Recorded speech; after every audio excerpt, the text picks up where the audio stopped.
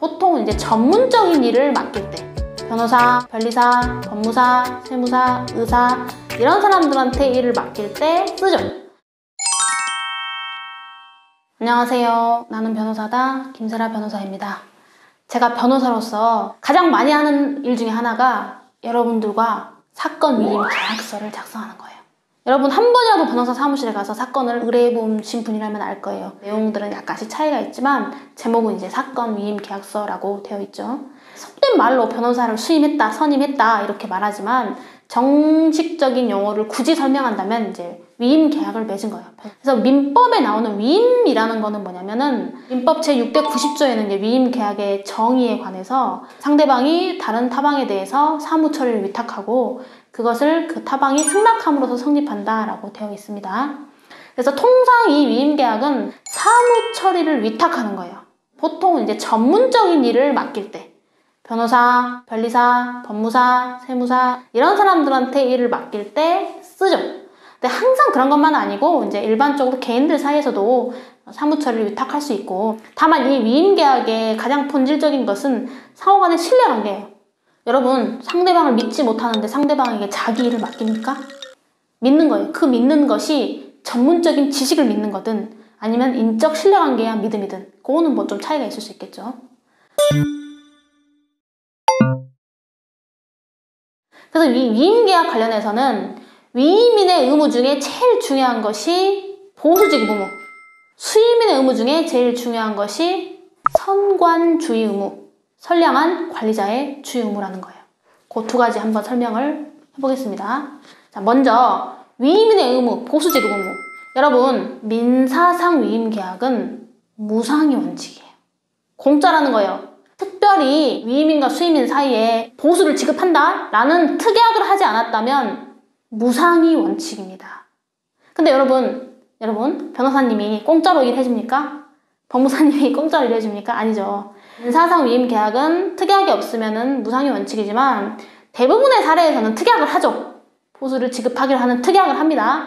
아니면 만에 하나 그런 특약이 없었다고 하더라도 그 위임 사무의 성질상 당연히 이거는 묵시적으로라도 보수 지급이 내재되어 있다 이렇게 해석하는 것이 일반적이긴 해요. 참고로 상법에도 위임계약이 나오거든요. 상사상 위임은 유상의 원칙이에요. 그거는 참고로 알아두시기 바랍니다. 그 다음에 이제 수임인의 의무 중에 중요한 게 그 유명한 선관주의 의무예요. 선량한 관리자의 주의 의무. 말이 좀 어렵죠. 이 선관주의 의무라는 거는 위임 사무의 본질에 비추어서 최선의 노력을 다한다는 뜻 정도로 이해하면 되는데 구체적으로 좀 판단하는 케이스들은 약간씩 차이가 있을 수 있어요. 그래서 판례 몇 개를 설명을 하겠습니다. 첫 번째 이제 변호사와 관련된 판례예요. 자, 의뢰인이 사건을 맡겨서 소송을 진행했는데 패소를 했어요.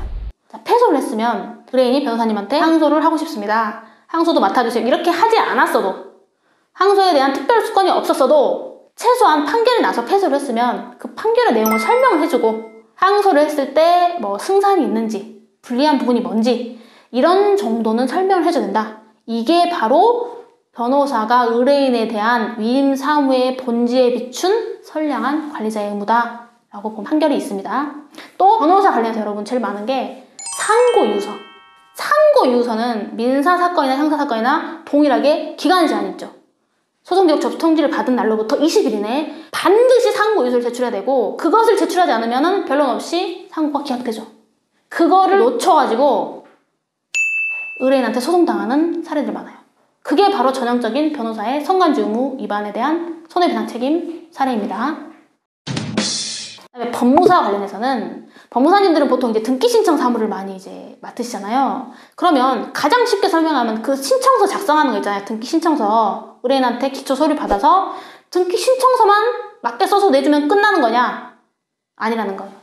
최소한 그 등기 신청 업무와 관련해서 등기부랑 이런 기초적인 쉽게 확인할 수 있는 자료들을 확인해서 권리관계에 문제가 없는지 정도는 확인해서 설명해줘야 되고, 등기 신청 업무를 의뢰하는 사람이 등기 의무자가 맞는지 신분증 확인하고 등기부 확인해서 인적사항 정도는 확인해서 업무를 진행해야지, 그런 것도 안 하고 무조건 그냥 서류에 이름만 대신 써서 법무사 도장만 찍어서 내주면 끝나는 거냐? 그렇게는 볼 수 없다는 거예요.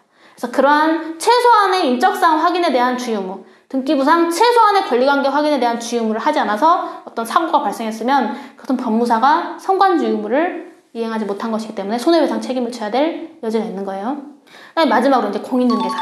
이제 공인중개사분들이 이제 사건 사례가 많은데, 여러분 등기부를 열람해보면 을구에 이제 근저당이라는 게 있잖아요. 그럼 근저당 등기부를 한 번이라도 보신 분은 알겠지만 실제 피담보 채권 채무액은 등기부에 공시되지 않아요.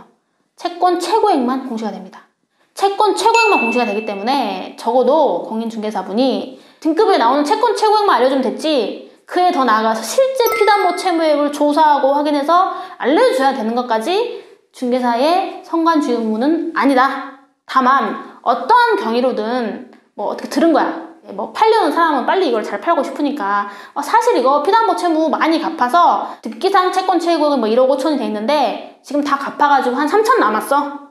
그러면 살려는 사람 입장에서 3천밖에 안 남았구나, 이거 괜찮다 라고 생각할 수 있잖아요.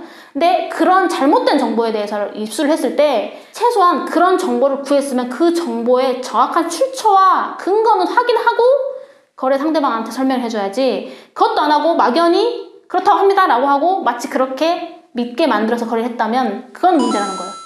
이런 판례가 있습니다. 또 매도하려는 사람이 실제 진정한 그 등기상 권리자가 맞는지 그 정도는 당연히 신분증 확인해서 확인해야 돼. 그런 정도의 의무는 있다는 거예요. 이제 위임계약은 사실 상호간의 진한 신뢰관계, 그 신뢰가 인적 신뢰관계에 기초한 것이든 전문적 지식에 대한 믿음이든 진한 신뢰관계에 의한 것이기 때문에 특별한 사유가 없어도, 누구 한 명의 잘못이 뭐 명백하게 증명되지 않아도, 법적 사유나 약정한 사유가 없어도 언제든지 자유롭게 해지할 수 있어요. 그래서 예를 들면 변호사도 의뢰인이 좀 맨날 거짓말하고 좀 막 새벽에 전화 온다, 너무 일을 못하겠다, 그러면 사임한다고 할 수 있는 거예요. 자유롭게. 어떤 이유가 뭐 설명하고 증거를 제출해야 되는 거 아닙니다. 또 의뢰인도 변호사를 선임했는데 변호사님 소통도 잘 안 되고 뭔가 내용을 잘 모르는 것 같고 나를 위해서 일해주는 것 같지 않다, 그러면 자유롭게 변호사님 그냥 저는 해지하겠습니다 라고 할 수 있다는 거예요.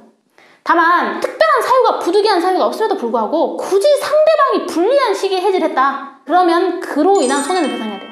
그래서 해지를 자유롭게 할 수 있고, 해지했다고 해서 손해를 배상해야 되는 건 아니지만 부득이한 사유 없이 상대방이 불리한 시기에 굳이 해지를 했다면, 적당한 시기에 해지했더라면 입지 않았을 손해 정도는 배상해줘야 된다는 것이 민법의 태도입니다. 이 내용은 한번 좀 들어주시면 많은 도움이 될 것 같아요. 오늘도 이렇게 시청해주셔서 감사합니다. 구독과 좋아요 꼭 눌러주세요. 감사합니다.